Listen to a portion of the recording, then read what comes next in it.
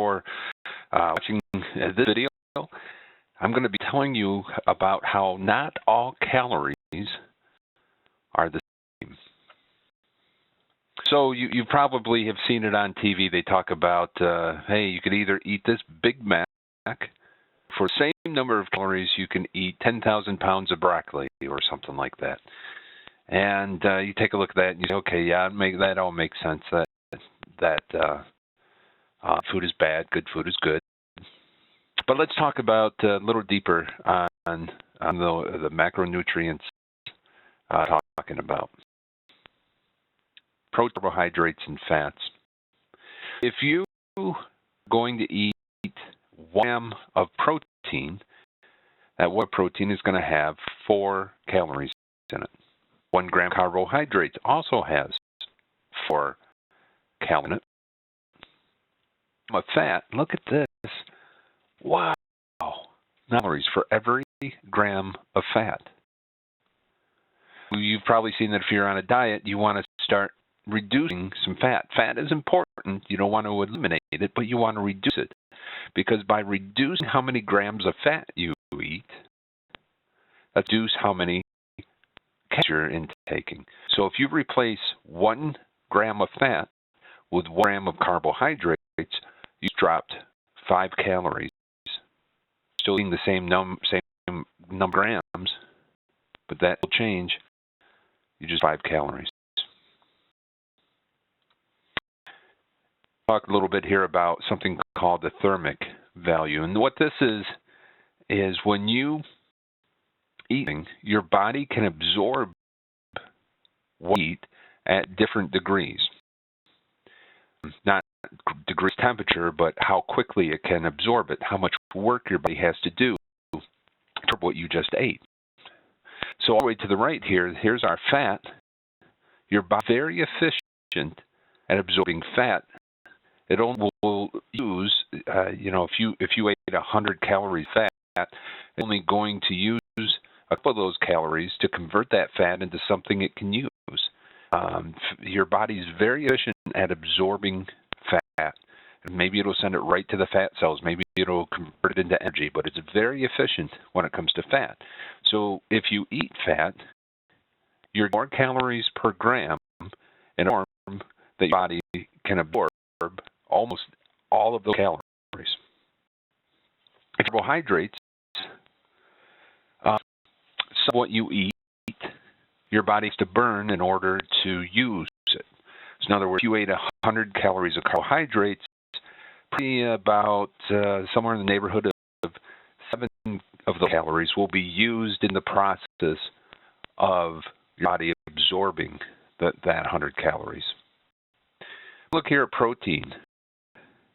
It has a much more difficult time absorbing protein, and he has to exert more energy to convert that protein into something it can use. If you eat 100 calories of protein, it could take somewhere between 25 and 30 of those calories. And so you eat 100 calories, only about 75, 73 calories are actually going to be absorbed by your body. Let's take the thermic values and work them to the number of calories per gram, see what we come up with. What you come up with is a protein ends up being about 3 calories. 1 gram of carbohydrate ends up being about 4 calories. 1 gram of fat ends up being about 9 calories. So if you want to eat a lot because you want to get filled up, what would your choice be? Well, you can eat a lot more protein compared to fat. You can eat a lot more grams of protein compared to fat. You can eat more carbohydrates compared to fat. But this is protein. Of course, balance between all of this. And you might recall in other videos I've talked about what my balance is that I have chosen. And what I'm going to do, my goals are, is to take this fat, make sure no more than 30% of my diet comes from this area. And I want at least 25% to come from the protein. And carbohydrates, what's left for the 45% will come from carbohydrates. I think you can see why. By driving down how much of the fat I'm eating, I'm immediately how many calories I'm consuming. Or if around, I'll be able to eat maybe a little bit more and be a little more full. But the topic of being full, let's talk about this glycemic index. Glycemic index talks about your blood sugar levels. What happens is if you eat something that has a lot of, say, sugar in it, your level is going to skyrocket. And then once you run out of that sugar in your blood, it drops right back down. And what produces is a hunger feeling, saying your body says, oh, I'm below my line, I want more food. So you eat something else that your blood sugar is raised up again, and then you get the crash. Oh, I'm hungry again. And happens if with foods more than others. Over here to the right is what you see, what you would prefer to have is to eat something that takes a while to enter into your bloodstream as sugar, so that it lasts longer, makes you feel hungrier longer, and you get that crash and that sudden feeling like I'm really, really hungry. So the chart on the right is what you want. If you were to eat in between white flour bread or a whole grain bread, your body has to do more effort to break down that whole grain piece of bread with all the nuts and seeds in it to a piece of bread made out of flour. Flour is one step of white flour. It is one step away from sugar. So why a lot of times when people get in diets, they stay away from white flour because it can become so easy. Your body converts that into sugar like that. But the other is going to take a longer time for your body to break down. So that's why the second choice, that grain piece of bread, is going to have more of a sugar effect that looks like this, the one on the right, which is what you're seeing over here on the left. And what you do is when you've reduced your calories, you don't want to be hungry all day. You don't want to eat something, feel good for a few minutes, and then right back to being hungry again. You want hunger feeling to go away until you're ready to eat your next meal. Okay, this goes glycemic index on some various different kinds of foods. And the lower the glycemic index number is, the food is for you.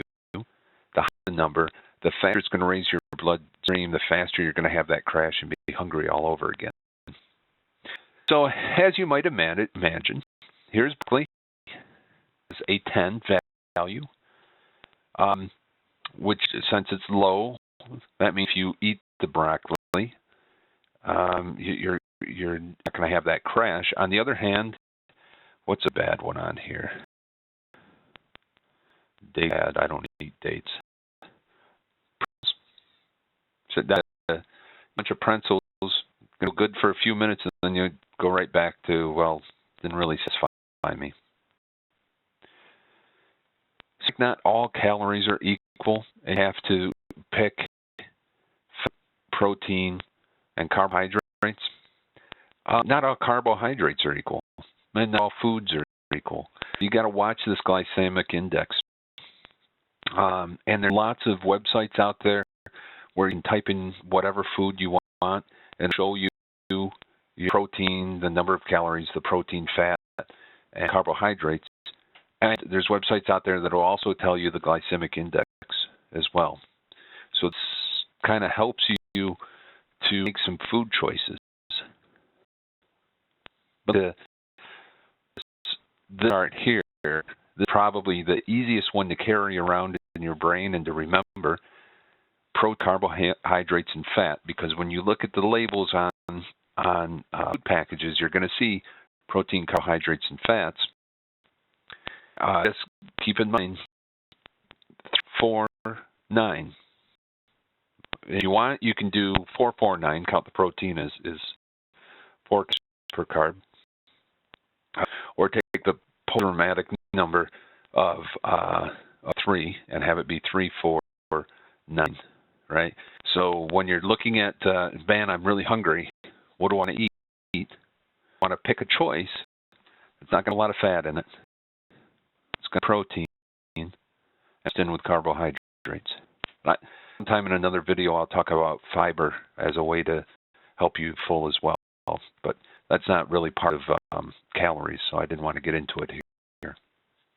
It helps. Not all calories are equal.